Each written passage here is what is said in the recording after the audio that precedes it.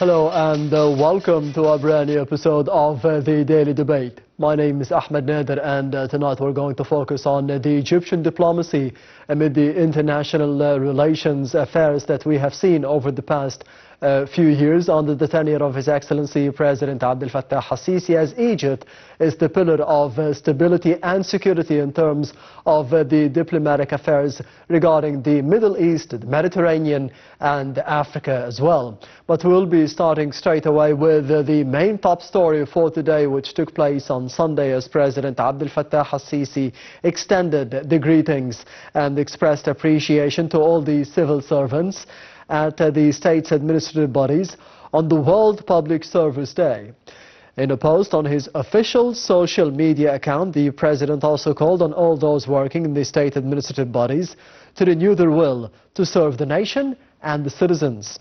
He said that he will continue to back efforts for the comprehensive development of the administrative apparatus at the levels of the human resources efficiency, digital transformation and the IT sector.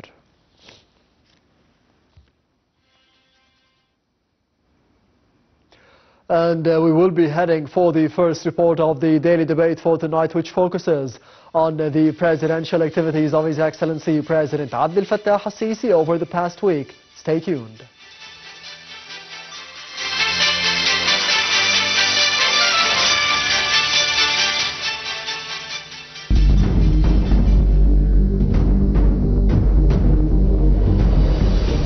Via his official Facebook page, President Abdel al-Sisi wrote he extends his sincere thanks to the custodian of the two holy mosques, King Salman bin Abdel Aziz Al Saud, and His Royal Highness Prince Mohammed bin Salman, Crown Prince and Prime Minister, for the warm welcome in the sisterly Kingdom of Saudi Arabia on the occasion of performing this year's Hajj.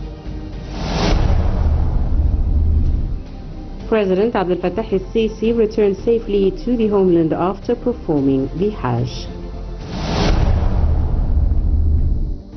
President Abdel al-Sisi, the President of the Republic, directed to save the shrine of El-Sha'rawi and directed the Engineering Authority of the Armed Forces to restore the tomb of Imam Muhammad Mutwalli Al-Sha'rawi, which was damaged due to a sudden malfunction in the drainage station in Meet Ghamra town, the Kahliya Governorate. President Abdel al-Sisi issued directives to form a crisis cell headed by the Prime Minister Dr. Mustafa Madbouli in order to follow up and manage the situation regarding the deaths of the Egyptian pilgrims. Directive comes within the framework of the Egyptian leadership's keenness to follow up on the conditions of pilgrims and provide support to the families of the deceased. The President also pointed out the need for immediate coordination with Saudi authorities to facilitate the receipt of their bodies and provide all necessary facilities in this regard.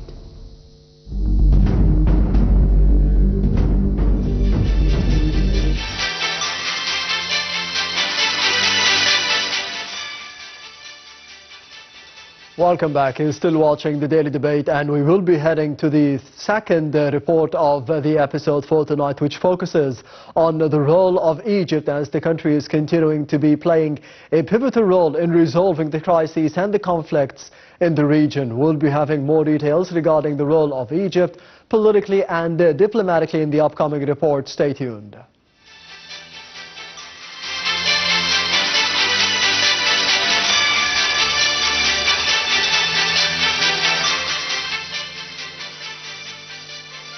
Egypt continues to play an active peacemaking role in maintaining security and stability in the Middle East and regionally, surrounded by crises and conflicts in its neighboring countries, including Libya, Sudan and Gaza Strip. Egypt acts as a major mediator and main pillar in achieving peace and stability in the region.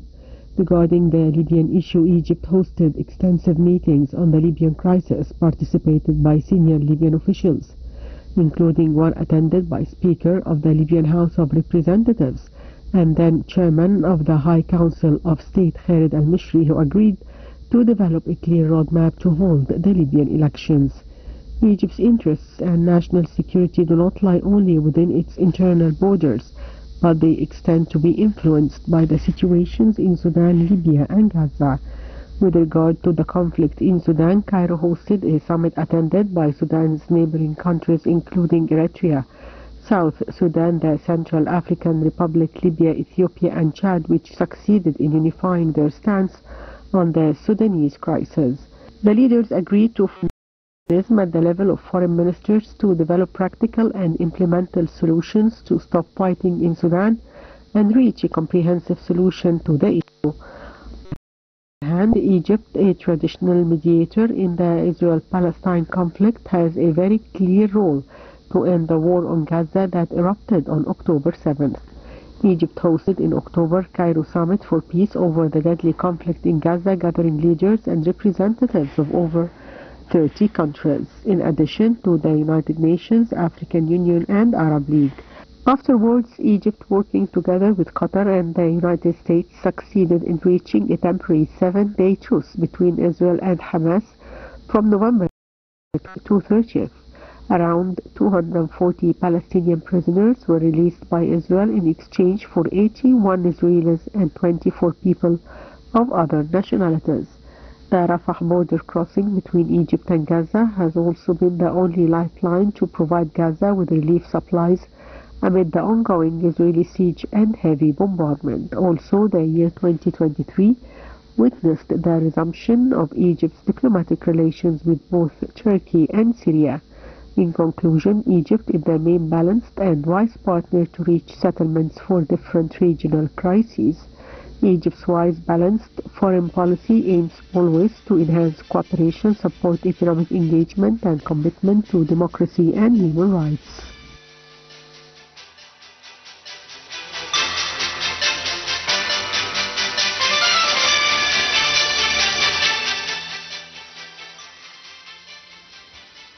Welcome back. You're still watching the Daily Debate, and I am honored to be having with me in the studio for tonight Dr. Nabil Abdel, the strategic planning expert. Thank you very much for being with us tonight. My pleasure being with you. The pleasure is all mine. Happy Eid, of course. Happy Eid for all over Egypt. Yes.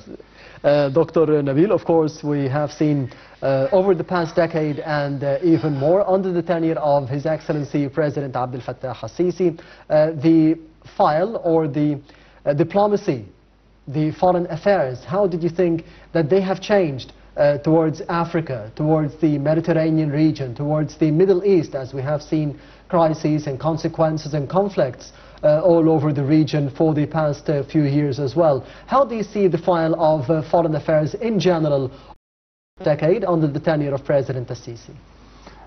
Actually, if you have compared the period before Sisi and after Sisi, President Sisi, you will find out a real change in the balance of the international foreign affairs, or the foreign affairs, or the relationship with worldwide countries and regional countries and territories. Before that era, we were more focusing on specific directions, but currently, since President Sisi has started this era of presidency, the government and the diplomacy, the Egyptian diplomacy, has started to do the right balance between East, West, GCC, Africa, and so on, and trying to be the balance in everywhere and every step it takes. Yes, Doctor, how do you think it is hard nowadays to be finding this balance, as you mentioned, to be keeping good ties with Africa, with the GCC, as you mentioned, with the Middle East in general, with the USA, with Russia, the two superpowers in the world nowadays, with all the crises, with all the conflicts, with all the tensions as well in the Middle East and, for example, Ukraine as well? How do you think it is hard to be keeping this balance, and this shows how well we are doing on this field? It's hard as much as the war is hard. Yes. You are in the middle of everything, almost. US, Russia and Ukraine war has affected the worldwide economical wise. The fight between Gaza and Israel, yes, has affected Mediterranean and Red Sea. Worldwide countries are attracted each to specific parties. Russia to specific party, Russia is doing a war.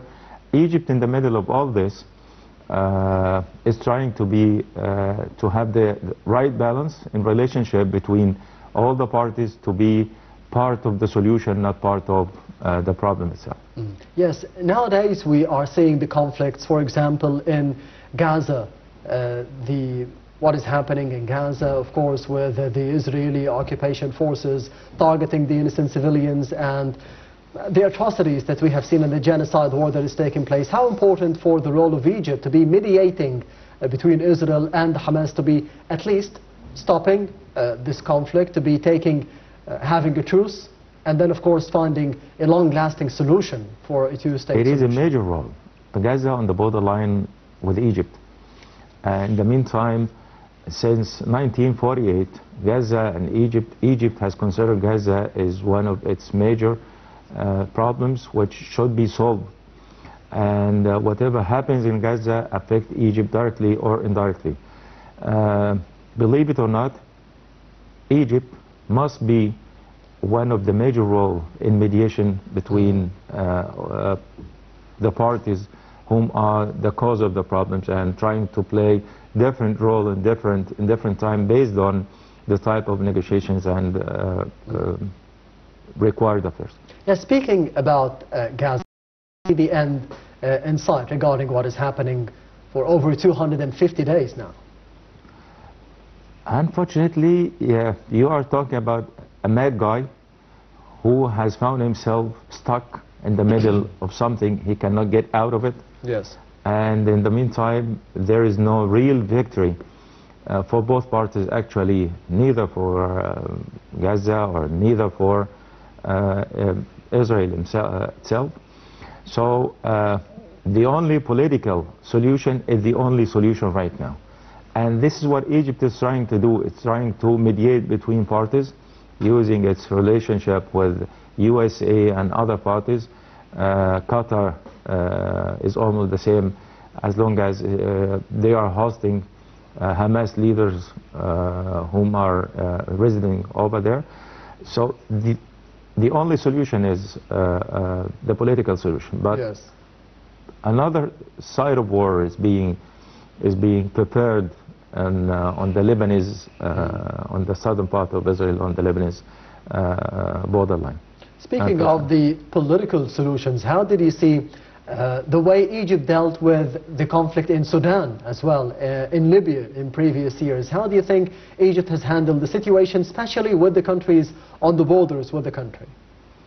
Egypt is trying to support Sudanese people. If we're talking about Sudan, yeah, Egypt is trying to support Sudanese people in different ways.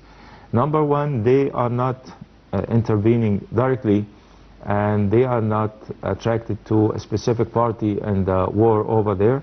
Secondly, whatever refugees are coming over from Sudanese, Egypt is welcoming them till the moment, provided they will be following the legal procedures for being resident in Egypt. So Egypt is trying to make use or make the best use of its connections and links and relationship with everybody connected with its affairs, directly or indirectly, with Sudan and either parties for resolving such a problem.